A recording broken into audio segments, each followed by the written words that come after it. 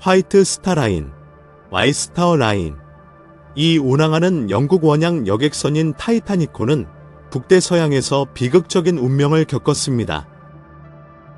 그 배는 영국 사우샘프톤에서 뉴욕시로 가는 처녀 항해 중에 빙산에 부딪힌 후 침몰했다. 이 재앙은 원양 여객선이나 유람선의 가장 치명적인 평시 침몰로 남아 있습니다. 북아일랜드 벨파스트에 있는 하울런드 앤드 울프 조선소에서 건조한 타이타닉은 길이가 880피트 9인치이고 최대 너비가 92피트 6인치인 인상적인 선박이었습니다. 10개의 갑판이 있었는데 각 갑판은 보트 갑판의 구명정을 수용하는 것부터 인류 선실과 산책로 갑판과 라운지의 공용 공간을 수용하는 것까지 서로 다른 목적을 가지고 있었습니다. 이 배는 부유한 개인과 미국과 캐나다에서 새로운 삶을 찾는 수많은 이민자를 포함하여 다양한 승객을 태웠습니다. 문학과 영화에 큰 영향을 미쳤음에도 불구하고 타이타니코의 침몰은 역사의 수수께끼 같은 사건으로 남아 있습니다. 다음은 타이타닉이 침몰하기 전에 보존된 사진 중 일부입니다. 번호 1 타이타니코의 침몰 이야기는 종종 빙산과의 불행한 충돌을 통해 전해집니다. 하지만 또 다른 요인 석탄 경납실 중 하나에서 발생한 화재이 결정적인 역할을 했을 수 있습니다. 타이타니코가 출항하려던 찰나 석탄 매장지 중 하나에서 화재가 발견되었습니다. 그것은 경미한 사건이 아니었고 승무원들은 배가 벨파스트에서 사우샘프턴으로 항해할 때 화재를 알고 있었습니다. 연구원 세넌 멀로니에 따르면 이 화재는 배의 구조를 약화시켜 빙산과 충돌했을 때 더 취약하게 만들 수 있었다. 멀로니의 연구에 따르면 화재의 열로 인해 강철 선체가 부서지기 쉬워 강도가 저하되었습니다. 화재의 강도는 강철에 영향을 미쳐 보호 특성을 제거했을 것입니다. 이 이론을 뒷받침하는 것으로 나중에 촬영된 일부 사진들은 빙산이 접촉한 바로 그 부분에서 선체가 변색된 것을 보여주었다. 불은 타이타닉이 출항하기 약 10일 전부터 타고 있었으며 항해 내내 계속된 것으로 여겨집니다. 공식 조사에서 그 중요성은 경시되었지만 일부 현대 전문가들은 화재의 위치와 영향이 일부 이론에서 제안하는 것만큼 영향력이 크지 않았을 수 있다고 주장합니다. 당시에는 석탄 격실 화재가 흔했고 많은 선박이 비참한 결과 없이 비슷한 문제에 직면했습니다. 번호 2 타이타니코에 탑승한 군중은 다가올 모험에 대한 기대로 가득 찬 감동적인 순간이었지만 감동적인 작별 인사로 가득 차 있었습니다. 어떤 사람들에게는 그것이 마지막 작별 인사가 될 것이며 뒤이은 비극을 고려할 때 암울한 현실일 것입니다. 부유하고 유명한 사람들로 구성된 1등석 승객들은 우아한 옷을 입고 탑승했습니다. 여성들은 무도의 가운, 꽉 끼는 코르셋, 새틴 신발을 신었고 남성들은 턱시도와 실크햇을 착용했습니다. 그들 중에는 존 제이콥 에스터와 벤자민 구겐하임과 같은 중요한 미국 백만장자와 몰리 브라운과 같은 사회적 인물이 있었습니다. 그들은 호화롭고 호화로운 객실, 절묘한 식사, 흠잡을 데 없는 서비스로 환영받았습니다. 이와는 대조적으로 3등석 승객들은 대부분 미국에서 새로운 삶을 시작하려는 노동자 계급 또는 이민자들이었다. 그들의 옷차림은 훨씬 더 단순했다. 여자들은 긴 치마와 터틀넥 블라우스, 남자들은 단순한 바지와 셔츠였다. 선상에서의 그들의 생활 조건은 소박했으며 인류 여행자들이 누리는 사치와는 거리가 멀었다. 하지만 이러한 차이에도 불구하고 그들은 모두 희망과 미래에 대한 낙관적인 태도를 가지고 있었습니다. 그들 중 많은 사람들, 특히 아일랜드 이민자들은 더 나은 삶을 찾아 미국으로 향하고 있었습니다. 슬프게도 많은 사람들에게 그들이 배에 오르자 한 작별 인사가 그들이 할 마지막 작별 인사였습니다. 타이타닉호가 항해를 시작했을 때 그들은 그들의 꿈이 곧 역사상 가장 치명적인 해양 재해 중 하나로 끝나게 될 줄은 꿈에도 몰랐습니다. 번호 3. 타이타닉호의 갑판에 있는 소년. 1997년 개봉한 영화 타이타닉에는 어린 소년이 배 갑판에서 팽이를 가지고 노는 장면이 나온다. 흥미롭게도 이 장면은 타이타닉호에서 찍은 실제 사진을 재현한 것입니다. 이 사진은 타이타닉호가 비극적인 최후를 맞이하기 불과 며칠 전에 타이타닉호의 상갑판 중 한 곳에서 포착되었습니다. 그날은 1912년 4월 11일이었다. 그 사진은 로버트 더글러스 스패든, 나버트 더글러스 스패던 이라는 6살 난 소년의 모습인데 그는 아버지와 다른 승객들이 그 광경을 지켜보는 가운데 상의를 돌리며 행복하게 즐거워하고 있었다. 어린 로버트는 부유한 가정의 1등석 승객이었습니다. 그는 가족과 함께 타이타닉호를 타고 알제리를 통한 가족 여행을 마치고 뉴욕 턱시도 공원에 있는 자신의 거주지로 돌아가는 중이었습니다. 하지만 이 어린 소년에게 무슨 일이 일어났을까요? 글쎄요. 타이타닉호가 빙산에 부딪혔을 때 저는 깊이 잠들어 있었습니다. 침몰의 혼돈 속에서 그는 유모 엘리자베스 번스, 일리저버스 번즈, 가 별을 보러 여행을 가보러 데려가겠다고 장담하자 잠깐 잠에서 깼다. 로버트는 벌어지고 있는 비극을 깨닫지 못한 채 다시 잠이 들었다고 합니다. 이튿날 아침에 마침내 깨어났을 때 그는 재난을 견뎌낸 채 구명보트를 타고 있었다. 비극적이게도 로버트의 이야기는 1915년 9살의 어린 나이에 메인주에서 차에 치여 일찍 세상을 떠났을 때 치명적인 국면을 맞았습니다. 당시 도로에 있는 자동차의 수가 제한되어 있었다는 점을 고려할 때 그의 사고는 주 역사상 가장 초기에 기록된 자동차 관련 사고 중 하나로 두드러집니다. 번호 4. 타이타닉을 침몰시킨 빙산. 타이타닉호의 침몰이 빙산에 의한 것이라는 것은 널리 알려져 있지만 재앙이 일어나기 불과 이틀 전 대서양을 횡단하는 다른 배의 선장이 운이 좋게도 거대한 빙산의 놀라운 흑백 사진을 찍을 수 있었고 가장 충격적인 것은 그것이 타이타닉을 침몰시킨 빙산과 동일한 빙산으로 여겨진다는 것입니다. W. 우드라는 이름의 이 선장은 영국 상선인 SS 에토니아노에서 근무했으며 사진에 대한 열정이 있었습니다. 다행히도 그는 카메라를 손에 들고 있었고 그 빙산의 광대함을 포착할 수 있었습니다. 정말 흥미로운 부분은 우드 선장이 빙산의 정확한 좌표를 기록했다는 것인데 그 좌표는 타이타닉호가 1522명의 목숨을 앗아간 곳과 거의 정확히 일치했습니다. 뉴욕에 도착하자마자 우드 선장은 그 사진을 공유하고 이 빙산이 타이타닉 참사의 원인이라는 내용의 편지와 함께 사본을 증조부에게 보냈습니다. 그 사진에는 굵은 검은색 잉크로 4월 12일 오후 4시에 북위 41도 50분, 서경 49도 50분에서 우드 선장이 찍은 빙산이라고 썼다.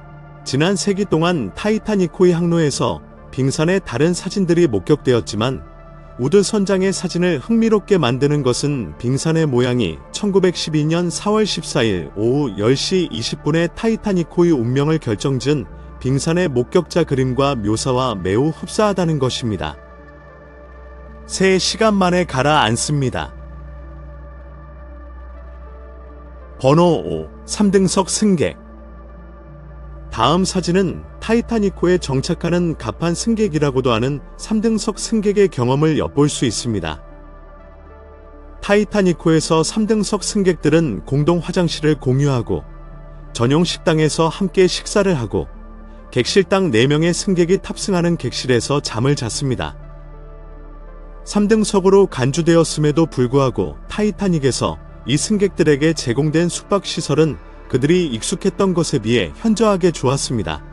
3등석 승객에게 할당된 공간은 상대적으로 좁았고 편의시설도 거의 이용할 수 없었지만 그들에게 주목할 만한 이 점은 식사가 제공되었다는 것인데 이는 갑판 승객이 자신의 음식을 가져와야 했던 당시의 다른 많은 증기선에 비해 크게 개선되었습니다. 3등석 객실은 타이타닉에서 덜 선호되는 지역에 있었지만 엔진 소음 근처에 수돗물과 전기와 같은 편의 시설이 있었습니다. 독신 남성은 배 앞쪽에 수용되었고 독신 여성과 가족은 그들을 위한 더 큰 선실이 있는 선미에 머물렀습니다. 선실은 당시에는 넓었지만 배의 모양에 맞게 불규칙한 모양이었습니다. 객실 외에도 3등석 승객들이 만나서 책을 읽고 놀 수 있는 휴게실이 있었고 체육관이나 수영장은 이용할 수 없었지만 자체 파티를 열었습니다. 700명의 3등석 승객 대부분은 타이타닉호를 통해 미국에서 미래를 찾고 있는 이민자들이었다. 불행히도 25%만이 비극에서 살아남았고 그중 소수만이 남성이었기 때문에 많은 사람들이 살아남지 못했습니다. 번호 6 타이타닉 구명조끼. 이 사진은 타이타닉호가 침몰하기 전에 떠난 승객의 앨범의 일부입니다. 타이타닉호는 캔버스와 코르크로 만든 모든 사람을 위한 구명조끼를 가지고 있었지만 디자인이 깨지기 쉬웠고 밧줄로 묶여 있었습니다. 비극적이게도 타이타닉호가 침몰했을 때 일부 승객들은 물에 뛰어들었고 그 충격으로 조끼의 디자인 때문에 의식을 잃었습니다.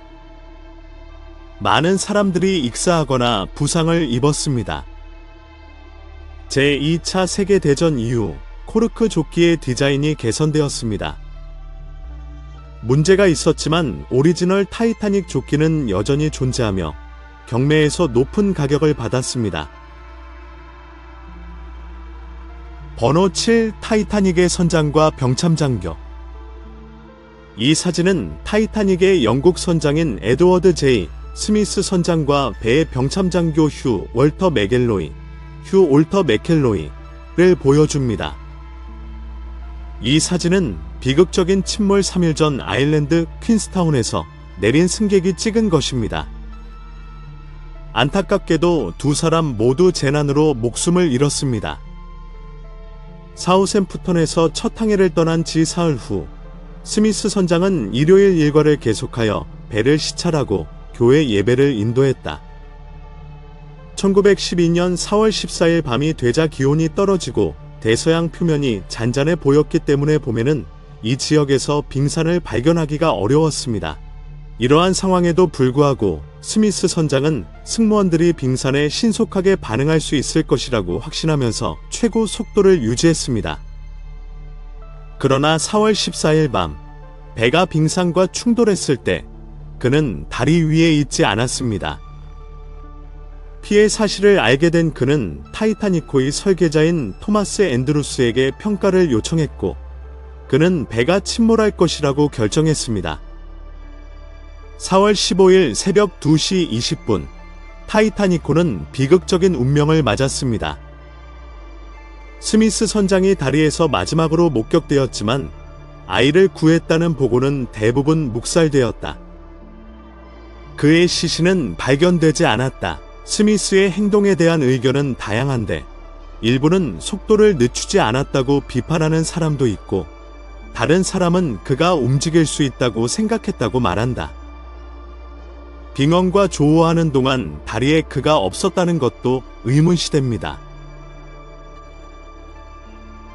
번호 8 역사상 가장 유명한 난파선 중 하나인 타이타닉의 비극적인 운명에서 우리를 집단 기억에 지울 수 없는 흔적을 남긴 또 다른 수중 사건, 오션게이트 잠수함의 불행한 사고로 우리를 데려갑니다. 전 세계는 오션게이트 잠수함에서 승객 5명의 임박한 죽음을 알리는 타이머가 설정되는 것을 지켜보았고 그 잠수함은 광활하고 깊은 바다에서 실종되었습니다. 잠수함의 산소 공급량은 대략 96시간만 공급된 것으로 알려졌지만 많은 뉴스 채널과 소셜미디어 페이지에서 96시간의 산소 공급이 실시간으로 카운트다운되고 있었다. 시계가 0에 도달했을 때 악명 높은 오션게이트 원정대가 회사쇼를 포함한 5명의 승객 모두의 죽음에 대해 유감스러운 성명을 발표함에 따라 모든 구조 작업이 중단되었습니다. 스톡턴 러시. 대체로 구출 임무는 시간과의 싸움이었고, 임무의 결과가 처음부터 미리 결정되거나 조작되었음을 암시하는 최근 보고서가 있습니다. 잠수함은 상태가 좋지 않았고, 안전 프로토콜을 명백히 무시하는 모습을 보였기 때문에 탐험이 시작되기 훨씬 전에 비난을 받았습니다. 다른 사람을 감염시킬 수 있는 상황에서는 자신뿐만 아니라 집단의 안녕에 관한 것이며 일반적으로 건강을 우선시합니다. 말할 것도 없이 구조 임무를 둘러싼 상황도 매우 어려웠다. 구조대원들은 승객 수를 감안할 때 잠수함의 산소가 지정된 96시간 전에 고갈될 것을 우려했으며 구조 임무도 실종된 잠수함을 찾는데 동일한 시간이 걸렸다고 가차없이 보도하는 많은 뉴스 보도가 있었습니다. 전문가들은 이 문제에 대해 심사숙고하지 않을 수 없었다. 잠수함과 타이타닉 탐험대 전문가들에 따르면 구조대원들은 실종된 오션게이트 배를 찾는데 약 76시간이 걸렸습니다. 그렇다고 해도 승객들이 살아있을 가능성은 매우 희박했다. 사악하게 보일지 모르지만 승객들은 탈출구가 없었습니다. 바다 표면 아래 4km를 헤엄치려고 시도한 인간은 바다의 압력에 짓밟히는 것이 사실이지만 인간은 생존을 위해 싸우는 경향이 있습니다. 믿거나 말거나 승객 5명 모두 잠수함 안에 갇혀 있었기 때문에 잠수함의 문은 밖에서만 열 수 있었습니다. 그것이 무엇을 의미하는지 이해하는 것은 어렵지 않습니다. 잠수함이 승객들이 살아있는 채 해저에서 발견된다 하더라도 바다의 깊이가 너무 깊기 때문에 미국 해안 경비대의 구조 작업은 사실상 무용지물이 될 것이다. 잠수함은 해저의 진흙 속에 갇혀 움직일 수 없고 접근할 수 없게 될 것입니다. 우리는 승객들을 그들이 발견된 곳에 남겨두는 것 외에는 선택의 여지가 없었다. 타이타닉호 침몰 전문가인 팀 멜틴, 도 구조 임무에 대해 낙관적이지 않았다. 몰튼은 배의 잔해가 어디에 있는지 잘 알고 있었기 때문에 실종된 잠수함에 대해 보다 현실적인 관점을 제시했다. 그는 잠수함의 형편없는 설계와 해양의 압력으로 인해 선박이 손상되어 물이 들어갔을 가능성이 있다고 제안했습니다. 잠수함을 찾는 것은 건초 더미에서 바늘을 찾는 것과 같았고, 게다가 잠수함은 잠수함을 바다 표면으로 끌고 갈 수 없었습니다. 해저에 있는 선박은 다루기 어렵습니다. 게다가 우리는 우리 자신의 바다 표면보다 달의 표면에 대해 더 많이 알고 있습니다. 이러한 이유로 많은 전문가들은 구조 임무를 환상 또는 속임수로 간주했습니다. 오션 게이트가 잠수함을 바다로 진수시켰을 때 그들은 뭔가 잘못되면 되돌릴 수 없다는 것을 알았습니다. 회사는 승객이 책임 면제 양식에 반복적으로 서명하도록 했습니다. 오션 게이트는 승객들을 도울 의도 없이 승객들을 바다로 보낸 것으로 보입니다. 또한 업계 전문가들이 2018년에 작성한 서한에서는 타이탄 잠수함과 타이타닉 잔해 탐사에 대한 심각한 우려를 드러냈습니다. 해양 싱크탱크인 해양기술협회 머린 테크놀로지 서사이어티는 타이탄 잠수함을 제작한 회사인 오션게이트의 실험적 접근 방식과 업계 규제기관의 독립적인 평가 부족을 비판했다. 그들은 타이탄이 업계 자문가나 위험 규제기관에 의해 평가되어야 했는지에 대해 의문을 제기했습니다. 협회는 공인된 성급협회인 댄비젤이 정한 안전기준을 준수한다는 오션게이트의 주장에 대해 불만을 표명했습니다. 그러나 오션게이트는 이 조직의 인증을 구한 적이 없다는 것이 밝혀졌습니다. 미공개 인터뷰에서 오션게이트의 수인 스톡턴 러시는 타이탄을 타이타닉의 잔해를 탐험하기 위한 맞춤형 잠수함이라고 설명하며 타이타닉의 가벼움과 기동성을 강조했습니다. 오션게이트는 인정 요소를 적절하게 다루지 않고 혁신을 억누를 수 있다고 주장함으로써 인증을 추구하지 않기로 한 결정을 정당화했습니다. 타이탄의 인증 상태는 여전히 미스터리로 남아있지만 CBS 뉴스 기자는 그가 서명한 면제 문서가 잠수함이 실험 중이며 규제 승인이나 인증을 받지 않았음을 분명히 했다고 밝혔습니다. 오션게이트는 비극이 발생하기 전에 안전 프로토콜을 소홀히 하고 부적절한 테스트를 수행했다는 비난에 직면했습니다. 이 회사의 해양 운영 이사인 데이비드 롱리지, 데이비드 라크리지는 잠수함의 준비 태세와 능력에 대한 우려를 표명했다. 하지만 그들의 우려는 잠잠해졌고 법적 다툼이 벌어졌습니다. 이 상황으로 인해 오션게이트의 안전 프로토콜이 노출되었지만 결과는 비밀로 유지되었습니다. 타이탄 잠수함을 둘러싼 폭로는 안전 규정과 상업용 잠수정의 혁신과 산업 표준 간의 관계에 대한 의문을 제기합니다. 그 함의가 심오하기는 하지만 이 보고서는 비극의 원인을 이해하는 데 필수적이다. 오션게이트는 보안상의 허점을 알고 있었지만 경고에도 불구하고 작전을 진행하기로 결정했다.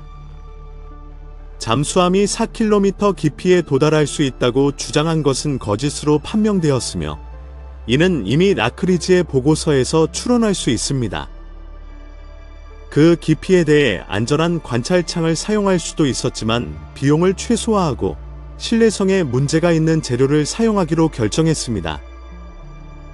해양기술협회, 머린 테크놀로지 소사이어티의 경고를 받았음에도 불구하고 오션게이트는 잠수정 전문가들의 우려를 무시하고 실험적 접근 방식을 계속했으며 이는 업계에 심각한 결과를 초래했습니다. 오션게이트는 이전 탐험의 주요 문제를 무시하고 잠수함 타이탄을 준비되지 않은 극한의 깊이로 계속 보냈습니다. 잘 알려진 발표자와 각본가조차도 오션게이트를 여행하는 동안 추진기 제어 실패와 통신 문제를 경험했습니다. 제임스 캐머런과 같은 업계 전문가들은 잠수함의 설계를 비판하고 회사가 인증을 받지 못했고 안전 통제를 준수하지 않았다고 지적했다. 이러한 경고에도 불구하고 오션게이트는 표준화된 안전 테스트가 기술 혁신을 저해한다고 주장하며 행동을 고집했다. 이는 회사의 태만과 전문가 보고서 및 안전 통제에 대한 무시를 강조합니다. 러쉬는 오션게이트 탐사에 의문을 제기하는 전문가들의 의견을 부적절하다고 여겨 오랫동안 거부해왔다. 그의 블로그에서 그는 혁신 과정에 제3자를 참여시키는 것에 반대한다고 주장했으며 외부의 누군가가 그의 창작물을 해체하는 것을 꺼려했습니다. 그럼에도 불구하고 오션게이트는 독특하고 매혹적인 활동을 수행하여 타이타닉 애호가들의 관심을 불러일으켰습니다. 그러나 이러한 기회는 전문 연구자와 탐험가를 위해 예약되어 있습니다. 타이타닉호의 잔해를 수습하는 임무 역시 도전적이고 위험했습니다. 전문가들이 심해로 뛰어드는 것은 일리가 있지만 이를 공공사업으로 전환하는 것은 안전 프로토콜에 관계없이 이윤만 추구할 뿐입니다. 또한 안전을 고려한 원정대도 심각한 문제에 직면했습니다. 중요한 것은 문제의 잠수함이 고강도, 강철이나 티타늄과 같은 재료로 만들어지지 않았기 때문에 표준 구조가 아니라는 것입니다. 2000년에 최근의 비극과 유사한 사건이 발생했는데 그것은 앞으로 일어날 일들의 힌트가 될 수 있었다. 미국 언론인 마이클 길런은 타이타닉호의 잔해 부근에서 잠수정에 갇힌 소름 끼치는 경험을 공유했는데 그곳은 과거에 또 다른 관광 잠수정이 실종된 곳과 같은 장소였습니다. 잠수 중에 그들은 강력한 수중 해류를 만나 잠수정을 프로펠러에 갇혔고 타이타닉의 거대한 파편이 그들 위로 떨어졌습니다. 뛰어난 기술을 가진 러시아 조종사는 그들을 구출하기 위해 최선을 다했고 거의 1시간의 고뇌 끝에 마침내 그들은 탈출하여 안전하게 떠 있었습니다. 살아남지 못할까 두려웠던 길렌은 관광용 잠수정에서 실종된 5명에게 깊은 애도를 표하며 무사히 돌아오기를 바란다. 또한 길러는 자신이 타고 있던 잠수정이 공해의 극한 조건에서 과학 연구를 위해 특별히 설계된 저항력 있고 신뢰할 수 있는 선박이었다고 강조합니다. 흥미롭게도 최근에 타이타닉호를 관광하는 데 실패하면서 해저에서 타이타노의 잔해가 발견되었는데 그 잔해는 현재 산산조각이 나 있었습니다. 길렌 박사와 타이스는 타이탄 잠수정의 적합성에 대해 의구심을 제기하고 그러한 위험한 다이빙이 허용되어야 했는지 의문을 제기합니다. 그들은 심해를 탐험하기 위해 잘 건조되고 인증된 선박을 보유하는 것의 중요성을 강조합니다. 신뢰할 수 있고 과학적으로 설계된 그루퍼 1과 타이탄을 둘러싼 안전 우려의 대조는 투어 탐험에 대한 적합성에 대한 의문을 제기합니다. 두 전문가 모두 타이탄의 실패와 해양 안전의 중요성을 더 잘 이해할 때까지 타이타닉 탐험을 중단해야 한다고 주장합니다. 또한 그들은 많은 사람들의 마지막 안식처인 타이타닉호의 난파로 인한 존경심과 심해로 다시 모험을 떠나기 전에 주의를 기울이고 정보를 수집해야 할 필요성을 강조합니다. 모든 운영을 중단하기로 한 오션게이트의 갑작스러운 결정으로 인해 더 이상의 세부 사항 없이 모든 것이 보류되었습니다. 오션게이트 및 잠수정과 관련된 새로운 발견에 대한 의견은 댓글로 공유해 주시기 바랍니다.